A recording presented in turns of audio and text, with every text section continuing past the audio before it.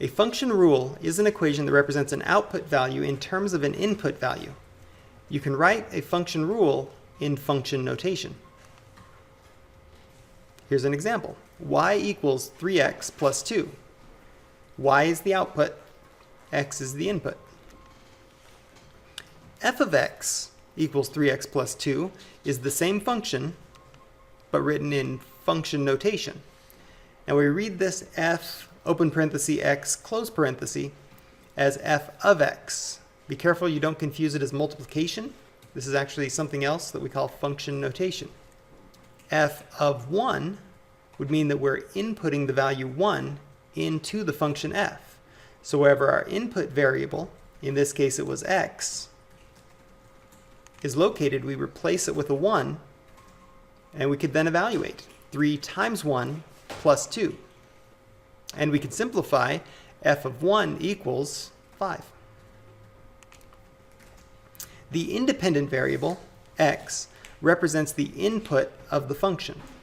The dependent variable, y, or f of x in function notation, represents the output of the function. It is called the dependent variable because its value depends on the input value. Problem 5, using function notation. For f of x equals negative 2x plus 5, what is the output for the inputs negative 3, 0, and 1/4? We can use a table of values. On the far left are inputs, x values that were given in the problem. In the middle, the function rule itself, f of x equals negative 2x plus 5. And on the right, the outputs, f of x. Well, for an input value of negative 3, we can write f of negative 3 equals negative 2 times negative 3 plus 5, and that results in an output of 11. Similarly, we can substitute in 0 and 1/4, finding outputs of 5 and 4.5 respectively.